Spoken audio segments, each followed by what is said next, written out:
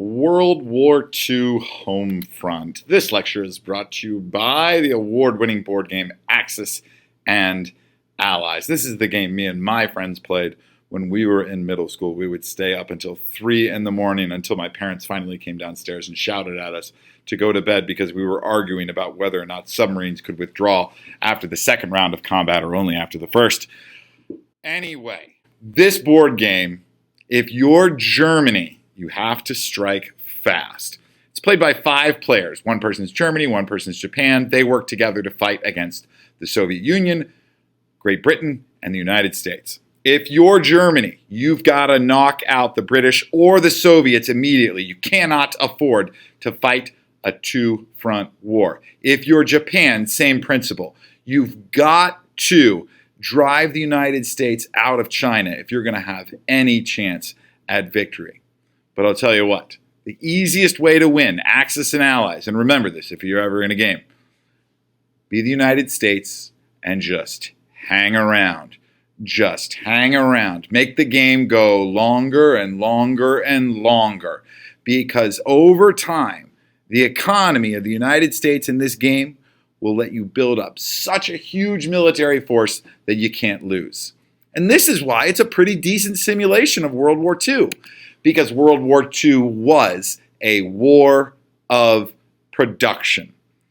We won World War II. The United States won World War II because we produced more. The Axis powers could not produce as much as the Allied powers, specifically because of the U.S. economy. The United States alone produced twice as much as what Germany and Japan produced combined. How? Well, the United States had 4 times as many American civilians working on the farms and in the factories on the home front than ever served in the U.S. military.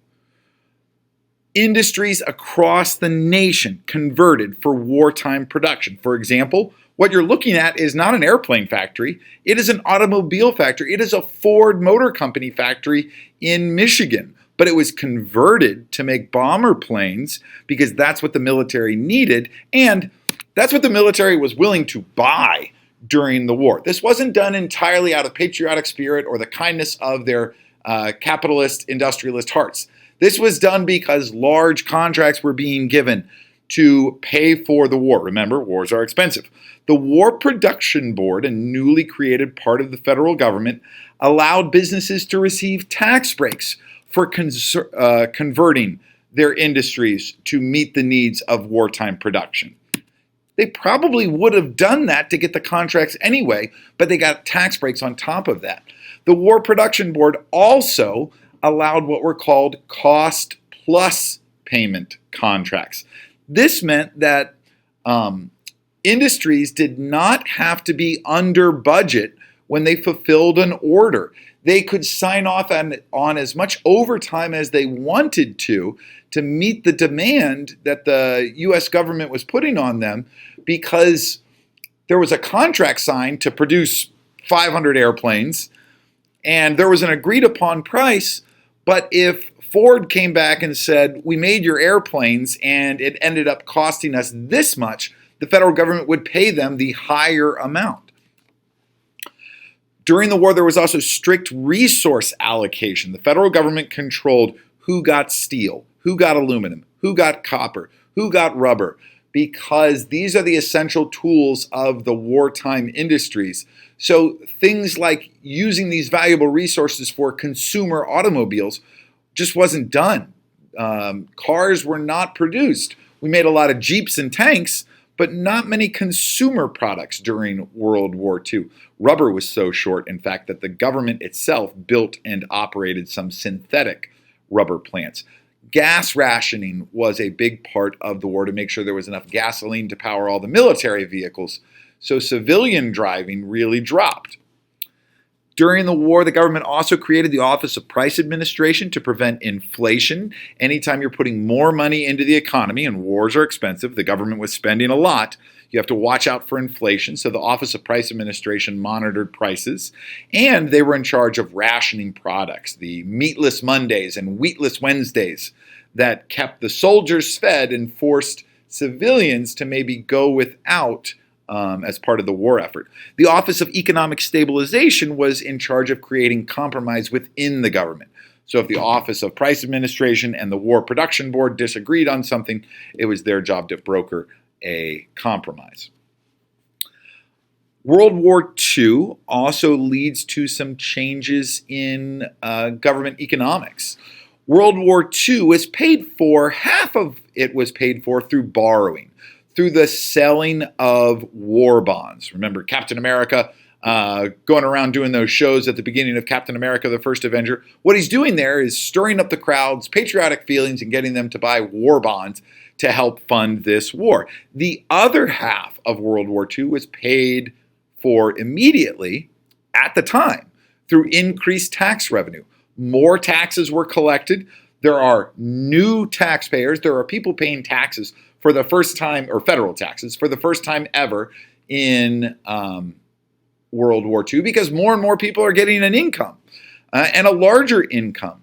1943, during the war, was the first year that the government started withholding portions of people's paychecks. Prior to that, income tax was paid at the end of the year. You reported how much money you earned. You sent in how much money you owed.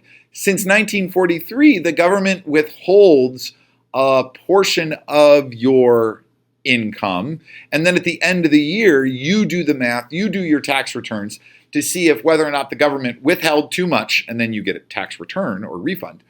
And then, or if you didn't pay enough in taxes, in which case you have to send in a check. Businesses were heavily taxed during World War II. The rich were heavily taxed, but the rich, like all Americans, and businesses, like all Americans, benefited from that increased government spending.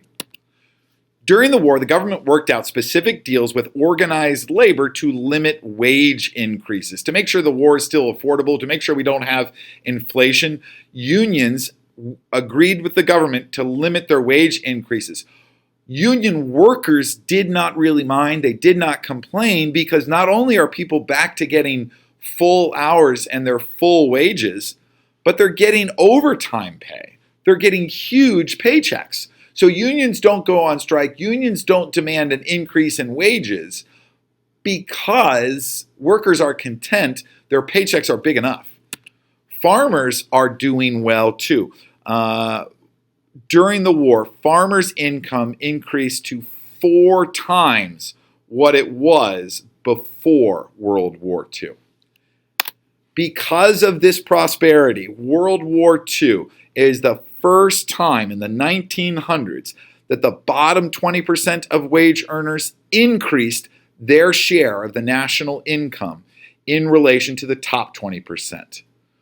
The bottom 20% saw, you don't need these specific numbers, but a 68% increase, while the top 20% saw an only 20% increase. If we were in class, I would flash the lights right now, because this is one of those rare times in American history where we see the gap between the rich and the poor actually close. This is the first time it's happened in the 1900s.